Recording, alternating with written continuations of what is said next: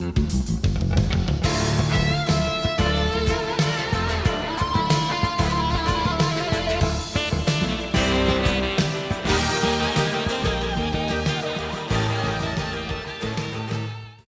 gonna climb a tree. Watch out. Ah! Hi there, welcome to another episode of the Board Game Business Podcast. I'm your host, Richard Noon. I'm here as always with Jeremy Commander and Brian Hink. Today we're going to think inside the box, and we're going to do that. You like that one? We're going to do that by talking about the things that we find after we've opened the box and what makes you can't just jam all the components in there and expect the customer to be good with everything shaking around. You can. You can. I've seen it. I've seen many games where that's the case. But I think we've all found that it's a lot better when we have something inside there and there's some thought put into how do you organize after you played it for the first time, and how do you put it back in and then get it back out without things having to refine all the little pieces and whatnot. Yeah. So I think one of the easiest things that we've all seen would be cardboard inserts. What would you expect to see out of a cardboard insert that just to make things easier to port it around?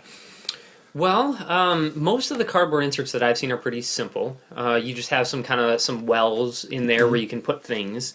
They often come with plastic bags as well. So usually you just kind of organize your components into the different types, put them in a plastic bag, and then put them in the wells, or there might not even be any. Maybe it's just Codenames just kind of has one big well. And one central well. I always wonder about that. Like, is that the most helpful thing in the world to just sort of shrink the amount of space? See, this is something I've seen a lot too. So Infiltration has a big insert to make the well on the side, much smaller than the box. Why is that beneficial? If there's few enough components in the game to make it, this is how much area you need for the game, why not make the box smaller? Originally, the Resistance came in a smaller box, but part of Resistance was a good-selling game, and the idea was to get the Resistance into Barnes & Noble so it reaches a bigger market and you sell more copies. And Barnes & Noble was like, well, if we put a game in our store in that size box, it has a lot of shrink. I mean, people steal it. When it's a small box, it's easy to hide in your pocket or your bag and walk out with it. Also, we were talking about in a previous episode about the component list on the back of the box as a way of perceived value of the game. How much is in there? The bigger box makes people think that they are, getting more for their money. They're getting a bigger game or a better game, even though it could fit in a smaller box. Yeah, this doesn't really help for our audio listeners, but we have Infiltration, which is about 1 foot by 1 foot, versus Codenames, which is about 1 foot by a half foot. And if you saw these on the shelf, you can see that the components are all about the same. I would say amount of components in there. There's a little more in Infiltration, but this one is I think $19.99, I believe, MSRP. Infiltration, I bet, is $34.99, $40 or $39.99. It might be a $40 game, but you can charge that because it's in a bigger box. You couldn't charge $40 for this game, I don't think, in a box this small. And I've seen games that were smaller, simpler games, and the publisher wanted to be able to charge more for it and make it a more expensive game, and so they blew it up. They added chipboard stuff and a score tracker just so they could put it in a bigger box and charge more money for it. Yep. And as a publisher, the more you charge, the bigger the MSRP, the more margin you have. And then sometimes we get games that have like multiple pockets of cardboard inside there. Yeah, take out New Salem. Yeah. So this is a New Salem directly out of the box, so it just opened up. Yep. And it comes with the cardboard insert with 4 little wells in it. And I like that. I mean, if we're going to make a well, I would prefer something like that where you have, starting to have separation, you have other things in there. You got a bag full of... Bag of bags. Bag of bags. Okay, Yep. so I was wondering if those sleeves or more bags. Okay. So then you can put every number. See, we have cards for 3+, 4+, 5+ players, goes up to 8+, and so each set of those can be put into its own bag. We have Hope and Despair, wooden cubes, so they can be put into their own bags if you want, or you can just kind of dump all the half the cards in one bag, half the cards in another. And so this insert with the 4 wells. Yeah. Did you design that? Did you ask Nope. the manufacturer for that? How did that come into being? He was very vague. I don't remember exactly what I said, but it was just, I was thinking we could just kind of have, maybe 4 wells. You can design. Oh, and then I said something about how the rules have to sit on top of it. And have the lid closed. Have the lid closed. I was pretty vague about it, and I said just go ahead and make whatever you think is going to be easiest, cheapest for you to make. And he made this, which actually is pretty sturdy and turned out pretty good. Yep, I really like it. I knew they would do a great job with it, which is why I was willing to let them kind of have the freedom to do whatever. And that's they kind of want. the advantage of going with Panda, like an established manufacturer that really knows what they're doing. They have a packaging guy who knows what he's doing. I would not have done that with a lot of other manufacturers. Why don't you bring up the other New Salem that you have? Because I worked your table at Gen Con this year. Happy to help out. And one of the things that we were constantly trying to sort of upsell people on is the plastic insert, the Gametrayz plastic insert. And it works really well. It has, now you were talking about different bags for each of the different levels of players, and now we have them in just different slots. So if I said, we have 7 players, boom, just pick up all those, shuffle, and you're ready to go. Those little slots are really nice for scaling for the number of players. That's awesome. Yep, and so for our audio listeners, there are little cups that you can distribute around the table of hope and despair. Nice little places to put them so they fit in there perfectly. Place for character cards, a little place for event cards. This is nice. You can just push on one edge and it'll pop up for the 3+ cards. Oh, that's very nice. I didn't even know about that. Yeah, you use in every game. And then the round counters here, just going a little... So it's all molded into the plastic to hold those components exactly. So this is not something that like Panda made or we made. This is Gametrayz. So this is a third party who makes this. And people can just go to the Gametrayz site and go buy an upgraded insert if they It's like. an aftermarket add-on. Yeah, but it was something that we made available for our Kickstarter campaign, which was nice. A lot of people like that kind of premium level. And so for our campaign, for New Salem, they were able to do this. And they were able to for Booze Barons as well. The same kind of thing is available for Booze Barons. For New Salem, I paid the extra bucks to get the game tray. It makes it nicer for the setup. And for another game I backed recently, I paid extra for the game tray because it was not a lot of components. It's nice to have that to set up and clean up is easier. I'll open up Mysterium as an example too. Mysterium has a nice plastic insert that holds all the bits for Mysterium. Ticket to Ride has one of those plastic inserts. Lords of Waterdeep has a plastic insert like that too.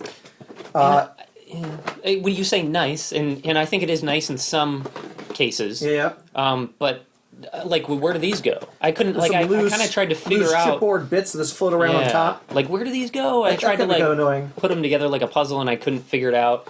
And there are just kind of like there are some plastic wells underneath this stuff that I didn't know what went in there, so I just piled some stuff It's in not there. an easy fit. Yeah, and so I don't know. I don't know if I like that. The tray has to be easy to figure out. Yeah, The game tray over here, the game tray is labeled. It Yeah. actually tells you what to put where. It is nice. But one limitation of the Gametrayz is that, for example, these ended up being a little smaller than we would have liked. The round cardboard We kind of tokens. realized after these went into production that some people can't see how many cards are dealt or played in a round in the middle of a table. So we wanted to make these bigger. But now we have this nice tray made. So if we did this on the next print run, then now people's The tray is round not counters, compatible. it wouldn't fit in there. So people would have had to like buy the right type of tray for the right edition, right print run. And what about an That's how it expansion? works. If you do an expansion, will it fit in the tray? Yeah, we have an expansion that may be coming out. Have you planned ahead with that for this We tray? did. So we did, but we weren't done with the expansion at that point, and so we kind of had a rough idea of what we were going to do for the expansion, and so we did tell Gametrayz what we were planning, and so they did make some changes to make it easier. So we're going to add some characters. They'll go in here. There's enough room to add more characters. Events. There's some room to add more events, but we've actually added more events since then, and so now I don't know if they're going to. It's going to fit. And we have new buildings, so the old buildings can just be removed. But part of making the expansion was the limitations of the Gametrayz, and that's a limitation you probably don't want to have. I am a fan of like limiting in game design, having limitations and restrictions on myself. I think it makes me a better designer. Right. But they have to be the right ones, and I don't think this is the right one to make sure it fits in here. I'll say that I really like it when the expansion for a game fits in the base game box. That's really nice. I got Race to Adventure, and I like this game. This is a fun game theory game, and I got through Kickstarter some expansions for it, and when I put them in the box, it just barely doesn't fit. And it's so annoying. It came so close to fitting all in the box, but it doesn't quite fit. Is Gametrayz the only one that does inserts? No. Or do you find other places? I think Jeremy knows well. So Yeah, there's another one called the Broken Token, brokentoken.com. And so Gametrayz, the advantage is it's plastic, and so it's really lightweight and it'd be easy to clean. And but also, Gametrayz can only really do this if they have to make a mold to make that plastic, right? So they have to be confident they're going to sell enough copies to make that viable to do that. And so Brian does it as an aftermarket add-on for his game, because otherwise it'd make the game more expensive. The Broken Token, they sell you a wood tray system like this, and it's notched, and you assemble it yourself. The nice thing is that because it's wood and it's laser cut, it's like print on demand for trays. So they can do just a few of them. They can try something out and see if it's popular. If they keep doing it, and they can change it as time goes on. So an expansion comes out for the game, when their tray no longer works, they can sell you a new tray thing because it's all slotted. When you assemble it, you just pull a wood piece out and you put a new one in, and now it works with the expansion. That's cool. Which is just nice because it's modular. That's I knew the answer to that question already because I just got my my wooden box for a One Night Werewolf, and it's absolutely beautiful, and the stuff just sort of barely with the sleeves and everything just sort of barely fits in there, but it's I think it puts together 3 different sets of that game, which we're getting really hard to fit in a box at this point. So you can just grab the parts that you want; they're all separated out. I like that one. I like the Broken Token stuff. It does make your box heavier because it's wood, and it's a little more expensive than to buy the wood laser cut because you're paying for the labor and the wood rather than the plastic, which running off individual plastic trays is cheap. Yeah. But they do make some nice stuff. And there are competitors to Broken Token, and there are other competitors to Gametrayz too. I think there are. Those are ones I have personally bought from. Yeah, so that's those are the two that I know the best as well. Yeah. But there are plenty of others. What manufacturing scale do you think you'd have to be at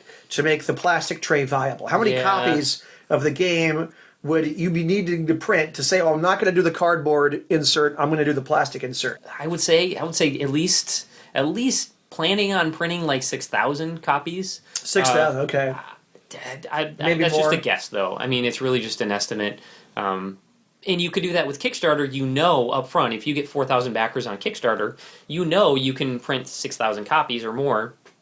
Probably more, and then at that point you could do a new insert, but then you delay. You know that's an added delay if you didn't already plan that out. So for the plastic tray, if I have a game that gets nominated for like the Spiel des Jahres, it's going to be a big deal. Yeah. And I'm going to do a reprint. At that point, maybe it's logical to do the plastic tray. Definitely. But yeah. at the small indie level, the Kickstarter level, unless I somehow explode big, I'm never going to do the plastic tray. No. It's going to be an aftermarket thing, and I'm going to go with cardboard. Yep. You were talking about earlier, we asked the question about having an expansion in your plastic tray.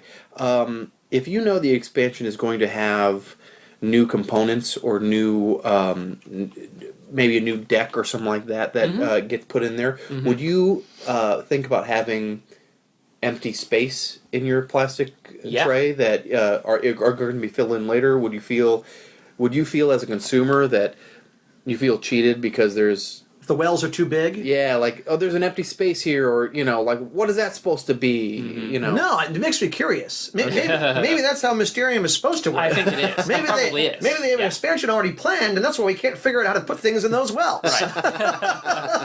Yeah. So it's a bit of a sacrifice for the first game or the base game, but then it is very nice when you do the expansion. So you included bags with your game as well. How important is that to you, Jeremy? This is a big deal for me. So if I open up your game and there's a bag of bags inside, then I think more of that publisher. And I think you are a classy game because you have thought about the long-term playability and sorting of that game. So when I opened up... Especially if it has a bunch of little bits. Yeah. When I opened up Codenames came with a bag of bags, and it was enough to hold everything, and I even have a spare bag. And I was like, oh, that's awesome. And I immediately... my opinion of this game went up one notch. Is that difficult for you as a manufacturer to... No, Okay. with pennies. I mean, it's pennies. So, I mean, you might as well, I feel like. Like Mysterium, I feel like we're ragging on this a little bit, which, it's a great game. I mean, I really like it. But when I opened this up, it didn't have any plastic bags, but yet there were little pieces that didn't fit in any of the wells. And so I was like looking in there like, where are the bags? So I put them in the wells, but I just hope that if I flip it over, like, Right. I don't know where they're going to be. I want That's to a big thing if you store a game like on the side. or it just spills, or you're moving around in your bag, or carrying it to convention, or whatever. All that stuff falls off, drives you crazy. If you're a consumer who plays a lot of board games, you should probably go on like eBay or Amazon and type bag of bags, buy them. They're super cheap, and then you'll have them for these situations. Your friendly local game store may sell them. I also recommend the box rubber bands that hold the box close, because there's the special plus X-shaped rubber band. Yeah. And if you Google them, you can find them online, or the Broken Token sells them now too. So Jeremy, what do you think about in a rule book if you were to just have a diagram of the components and how they fit in the box? Because The like the layout of- Mysterium, Okay. or Richard, because in Mysterium it could be that I just like they have the tiny little How things. they go in the box. Now that's interesting, especially with, I mean, yours, again, like this one's labeled. Yeah. And so you can sort of see where things are supposed to go. But if they weren't, I think that would be very useful to see. Because it's very possible that I just don't know where those little tiny things go in the Mysterium And you box. didn't buy a puzzle; you bought a board game. Right. But I mean, maybe they go somewhere, and I just don't know where. So if there was It's a not super diagram- obvious. Yeah, No. I would be totally happy within the rules. There was a photo of all the stuff in the box, or maybe a couple of photos. I would be perfectly fine with that. Especially if you have a lot of components you're all cleaning up, you just kind of lay that page of the rules open on the table, and there we go. Hey, everybody, put it in like this. Yeah. Is there a point where you might go overboard with the tray or the organization inside? Is there a point where there could be some sort of downside to giving the person all the abilities to organize their games? If you can keep it under 13 ounces, then you can use first class mail to ship it. But that's 13 ounces, meaning the game, all the packaging, any kind of bubble wrap that you might have in there, the envelope or box you put it in. The whole thing has to be under 13 ounces. Because if you can go first class, the difference between first class and like a priority mail is just huge. I mean, depending on how far you go over, but it's so much cheaper. I mean, we're talking half price, roughly, or more. And you have to, again, you've said this before, but you have to multiply that by how many units it is that you're dealing in. Yeah. So many Kickstarters they successfully fund, they underestimate shipping and they eat it in post-production and shipping. And they go negative. They go into the red. Yeah. Because they underestimated how much their shipping was going to cost. Yeah. Not only domestic but international too. I mean, maybe it was 10 ounces when they did their financial model for their Kickstarter campaign, and then they added a bunch of stretch goals, and now they're at 15, 16 ounces. Those stretch goals. That's gonna kill them. Don't fit in the box. Don't fit in your tray. Make it way too much. Well, thank you guys, and thank you guys for joining us. This has been the Board Game Business Podcast, and I'm your host, Richard New, and I'm here as always with Jeremy Commander and Brian Hink.